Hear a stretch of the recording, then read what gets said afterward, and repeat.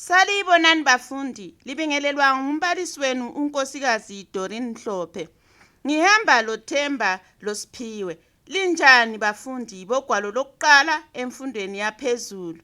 Ngithemba selilungile phambi kwezigcini zenu elizilethela inhlelo ngomoya. Asilungeleni ukufunda. Sibone ukuthi izingwalo zethu ezokubhalela silazo kanye lensiba zokubhalela. Laba abazwela khatshana asiboneni ukuthi sihlezi eduze lezigcingi zomsakazo. Labo abangezwayo endlebeni alibachasisele ngolimi lwabo abaluzwayo ukuze labo bangakhuthwa yisifundo. Themba loSiphiwe, ake libingelele abalaleli. Salibonani bangane bethu. Salibonani bangane bethu.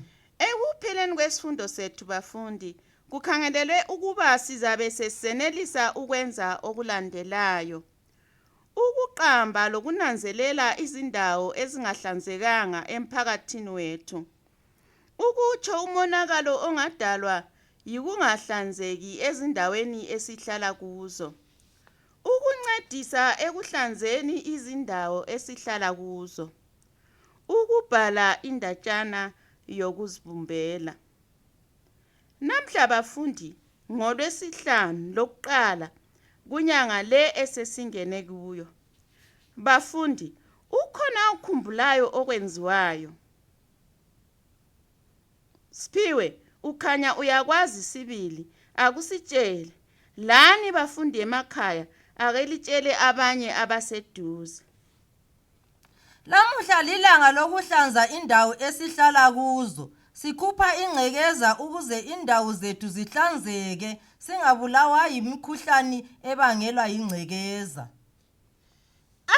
Mina ngiyakuzonda njani ukusebenza, ngifuna ukufunda. Lawe Themba, usufuna sifunde njani siphakathi kwengcekeza? Ukufunda akusoze kusisize ngalutho nxa singahlala siphakathi kwengcekeza. Kumele sihlanzeke ukuze siveze ubuntu bethu.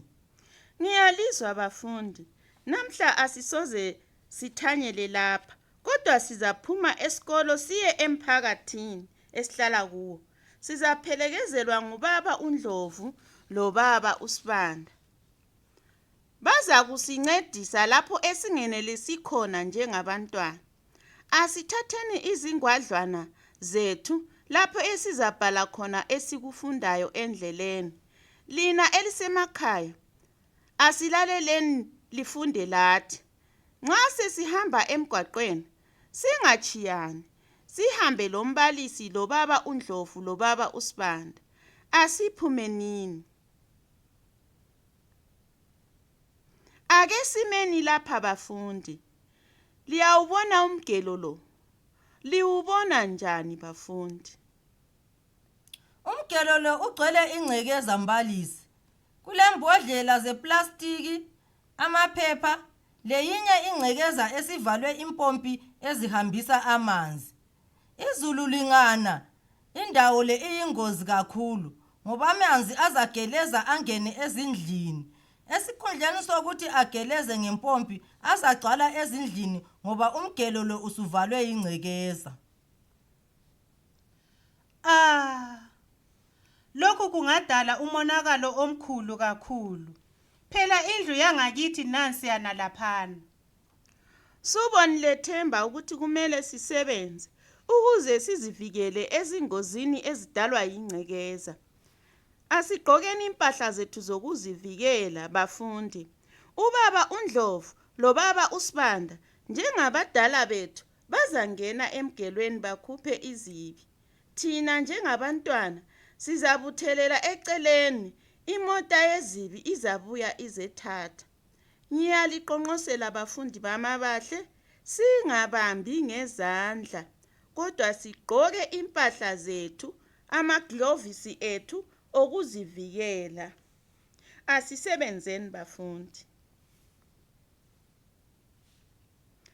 Kuhle bantwabami, usuvulekile umgelo. uThemba laye kasesabi ukuthi indlu yangakibo ingagcwala amanzi. Asidluleni siye phambili. Lapha sesisesitolo, lapho esithenga khona. Sibonani bangani bami? Lani bangani bami emakhaya, xoxani ngelikubona ezitolo elithenga kizo. Yebo Siphiwe, akusitshele okubonayo lapha. Laphana ngemuva kulezibi ezilahlwa ngabantu abathenga lapha. Kugcwele impukane ezilanda ukudla okubolileyo.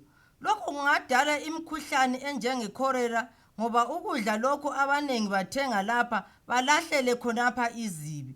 Lokhu kungasidalela umkhuhlane ngoba abantu abanengi bathenga lapha. Usungagcwala indawo yonke umemetheke umkhuhlane. Yikho sibili bantwabami. Ngixoxela abaphathi balapha ezitolo.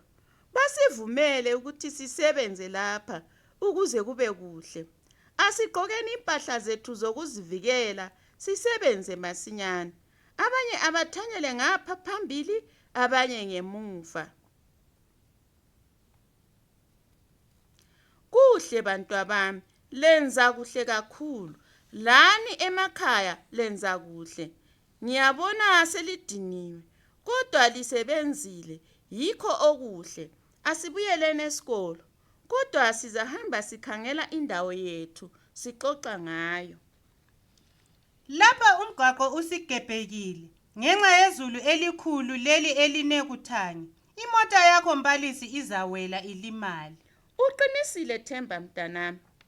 Kambe ubona angani kubangelwe yini lokho? Kubangelwa yikuthi amanzi ebesevalekile kumgelo lowana asevulekile. Khathesi asasiza ngapha elamandla agebhe umgwaqo. Ngithemba liyawubona umonakalo odalwa ingcekeza. Kumele sisebenze ukuze sizivikele kukho konke okonakalayo.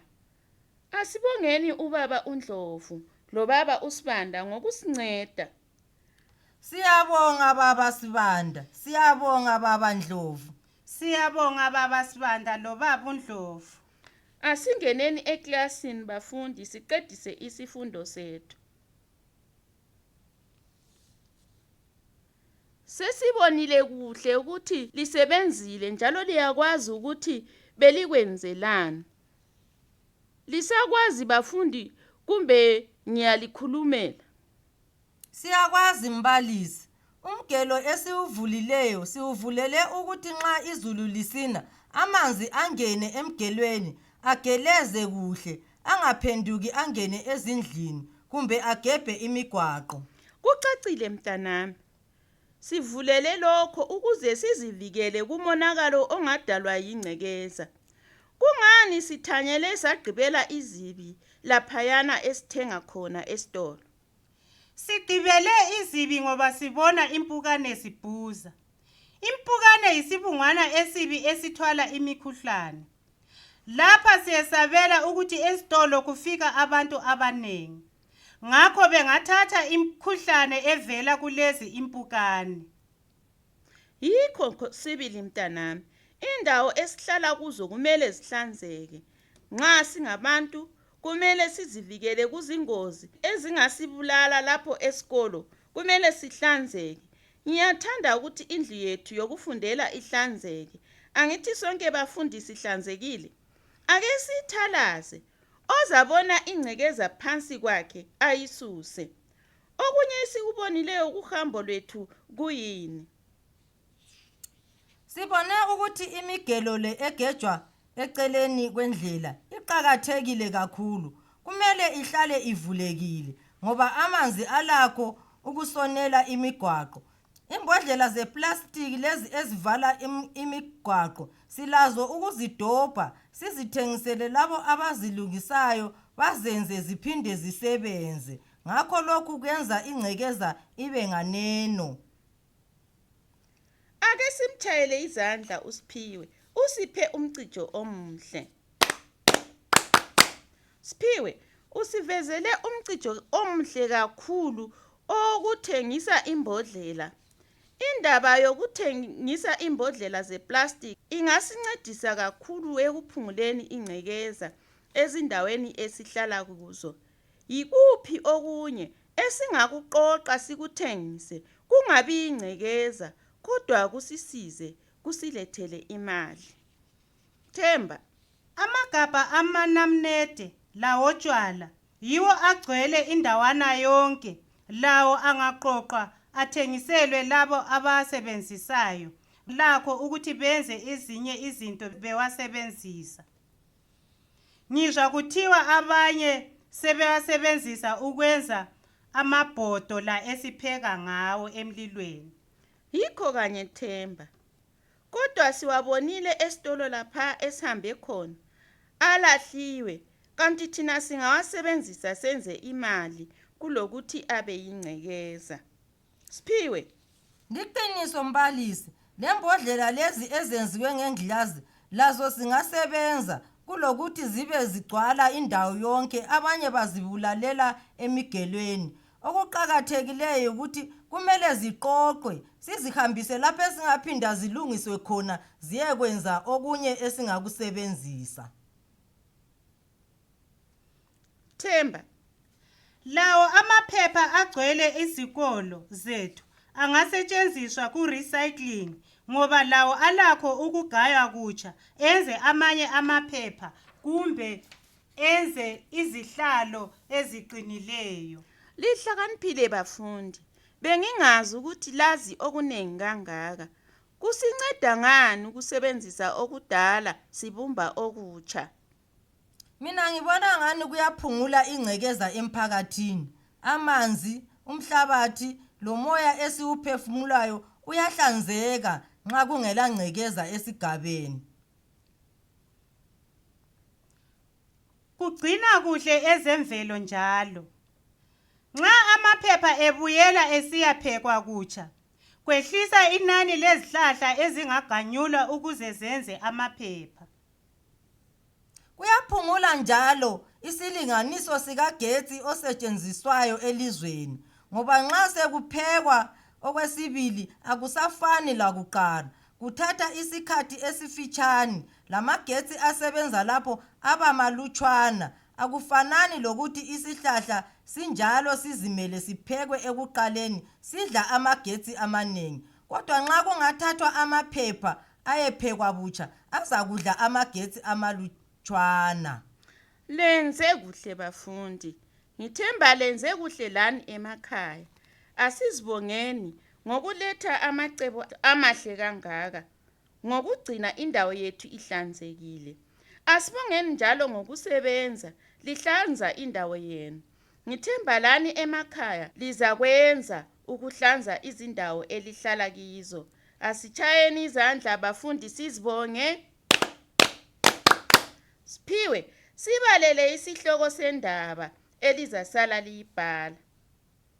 Isihloko sendaba esizasala siyibhala sibaleka kanje: ukuqakatheka kokuhlanzeka ezindaweni esihlala kuzo. Ngizaphinda njalo: ukuqakatheka kokuhlanzeka ezindaweni esihlala kuzo. Lisale kuhle bafundi. Ovalelisayo ngunkosikazi Doreen Mhlophe. Lisale kuhle bangani. Lisale kuhle bangani bethu.